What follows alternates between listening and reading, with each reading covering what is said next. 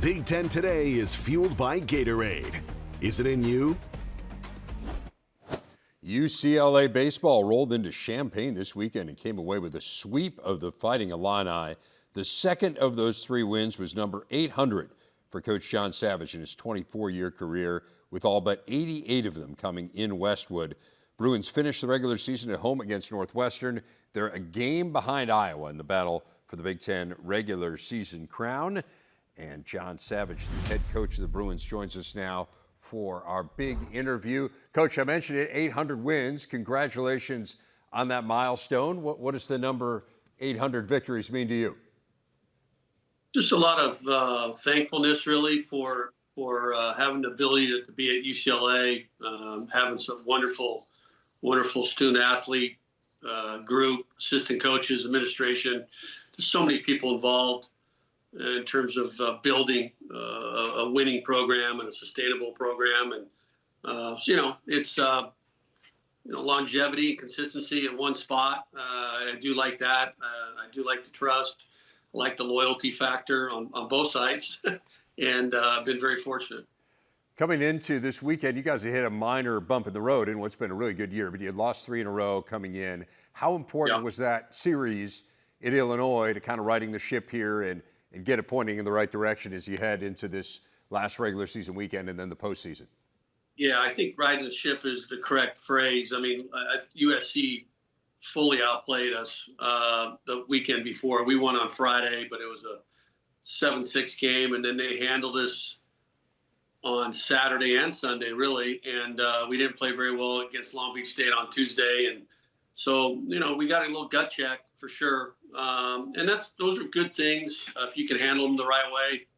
We've had some monster years where we've had adversity, and you're looking back and say, you know what, that weekend was what we needed, and that little stretch is what we needed, and I think that's what we needed at the end of the day. We got back on track and played pretty well in Champaign, and looking forward to this weekend against Northwestern. What are you most pleased with overall with this group this year?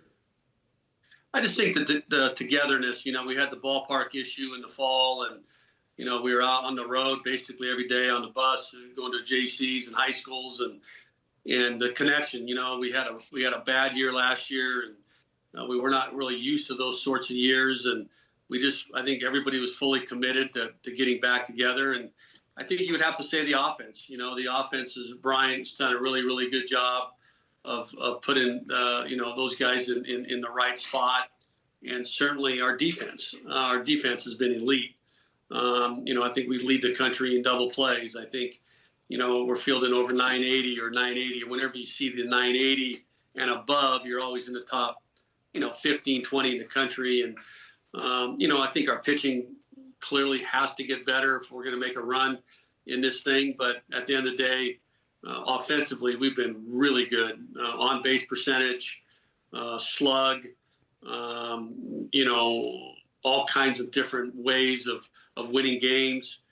We won some really, really tight games. We won some 7-6 games. We won some 3-1 games. Good teams win in a lot of different varieties, and I just think that this group has come together, and the internal leadership is really solid. It's interesting you mentioned last year, Coach, and it was the worst season of your tenure, really by a significant margin. And you look at it, I think, certainly now with how well you guys have played, and it's clearly an aberration. But when you're in it, it can be scary, I would imagine, right? To think, man, what's going on here? How do you go about when you're in a year like that, and then the offseason, which you mentioned, you guys kind of had a weird situation with the stadium, and you were nomads a little bit. How do you go about reestablishing the identity of your program? Well, again, it's a gut check. It's you have to look at every phase. I mean, you got to look at development. You got to look at recruiting. You got to look at the roster. Things have changed so dramatically with COVID, and then the portal, and then the pay to play side of things, and the draft, the 20 rounds. I mean, we were the best team in the country in 19 and for 3 months, and we were the #1 team in the country. And then 20, we came back and we were unbelievable in 20, and then COVID hit, and then we went to the postseason in the following 2 years, and then the last 2 years have hit. So just a lot of uneasiness, a lot of uncertainty, a lot of injuries, a lot of youth. Those are all really poor ingredients to win at this level in this era of old players. We still believe in the 3-year panel.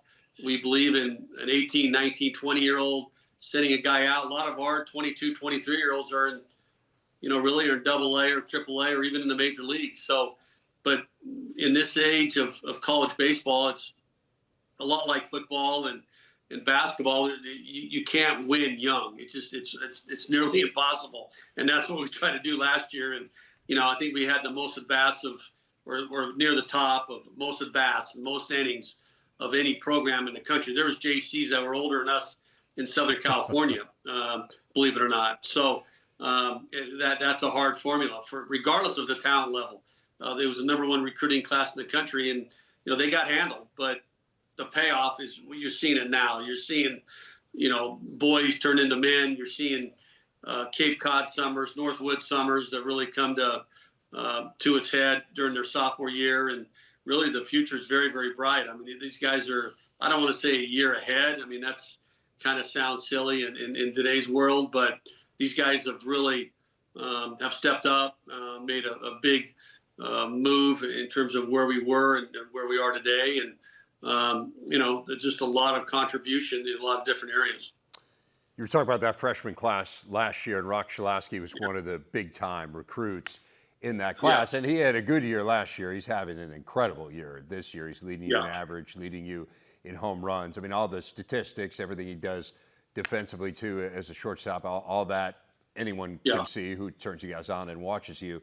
I think what we can't see is the leadership. Help people understand that part of Rock. Rock is Rock. I mean, he's such a leader off the field. I mean, his play speaks for itself. His defensive prowess is, I think he's a major league shortstop. We've had major league shortstops, Pat Valleca and of course Brandon Crawford and Matt McClain, and he's one of those guys, no question about it. He's made one error in the Big Ten play. His defense has been flawless, and you're talking about a slug shortstop, a Tulowitzki type shortstop, a Longoria type shortstop. I know Evan played third in the big leagues, but he came out as a shortstop, and I'm just talking about West Coast guys that were big time guys, and he reminds me of those sorts of guys. I mean, he gets on base. He's very, very unselfish in many ways.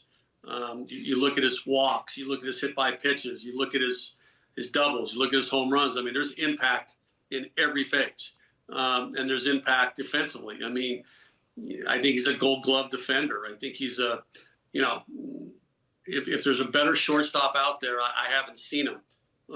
But certainly, his makeup comes from an unbelievable baseball family.